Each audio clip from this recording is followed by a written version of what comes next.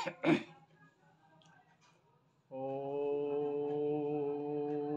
नर्मदाय नमो प्राता नर्मदाय नमो श्री नमस्ते नर्मदे देवी त्राहि मां भाव सागरात् नर्मदापुरं सुविख्यातं रेवाया दक्षिणे तटे सेवाश्रमे सुराजिता देवी नर्मदायै नमो नमः।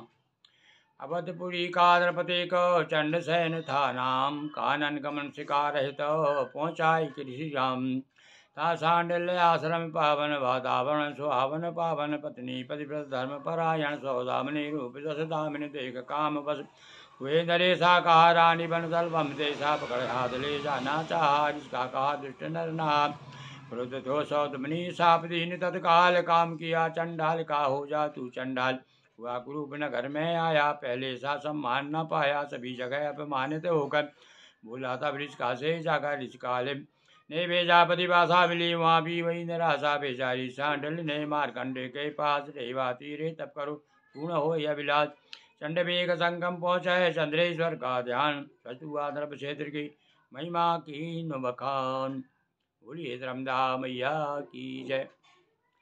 आस्थावान सज्जनों, भगवती नर्मदा का आख्यान हम रोज आपको एक सुना रहे हैं।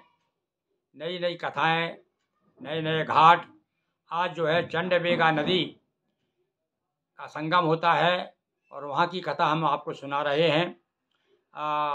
एक अवधपुरी का यानी अयोध्या का एक राजा था। देखिए, अयोध्या का राजा एक बार क्या हुआ, एक आश्रम में गया, एक ऋषि के आश्रम में, सांडल्य ऋषि के आश्रम में गया और वहाँ जा कर के वहाँ जो ऋषिका थी उनकी धर्म पत्नी थी, सुंदर थी, उसे देख करके मोहित हो गया और उनके साथ में गलत काम करना चाहा।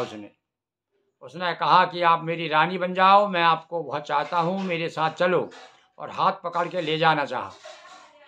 तो ऋषिका नाराज हो गई, उसने श्राप दे दिया, अरे मूर्ख, तू राजा होकर के इतना अन्याय कर रहा है, गलत काम करता है, जा तुझे मैं श्राप देती हूँ, तू चंडाल हो जा।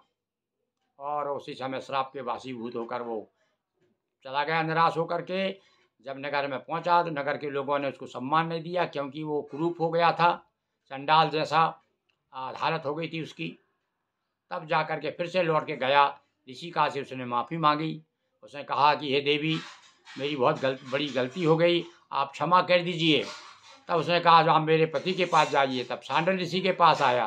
सांडल ऋषि ने भी मना कर दिया कि जो उसे भेजा मार्कंडेय जी के पास में भेजा, जाइए, वो आपका इलाज करेंगे, वो आपको विधान बताएंगे, प्रायश्चित कराएंगे। तब वो मार्कंडेय जी के पास आता है और मार्कंडेय जी फिर कहते हैं उससे, हे राजन, तुम नर्मदा किनारे जाओ, नर्मदा जी मैया के तट पर जा कर के आप तपस्या कीजिए और आपका पाप का प्रायश्चित कीजिए। तब वह राजा आके यहाँ आकर के उसने यहाँ तपस्या की। चंडवेगा नदी के किनारे चंद्रसेन ने, तब से ये स्थान चंडवेगा तीर्थ के नाम से प्रसिद्ध हुआ। तो आज हमने इस प्रकार से ये चंडवेगा की कथा सुनाई। इसी प्रकार से रोज़ हम आपको, अब कल आपको गंगेश्वर की कथा सुनाएंगे। और ये गंगेश्वर कहाँ है? ओंकारेश्वर से आगे चलेंगे अपन खेड़ी घाट और गोमुखा घाट, और उससे आगे कारिया घाट, और उसके बाद फिर गंगेश्वर घाट आएगा। तो गंगेश्वर की कथा हम आपको सुनाएंगे। देखिए, 5-10 मिनट में आपको रोज़ एक कथा सुना रहे हैं, इसलिए आपको ज़्यादा समय भी नहीं लगेगा और नर्मदा जी के आप स्मरण भी करते रहेंगे और मानसिक रूप से मैया की हम और आप परिक्रमा कर रहे हैं। बोलिए नर्मदा मैया की जय। हर हर महादेव शंभो।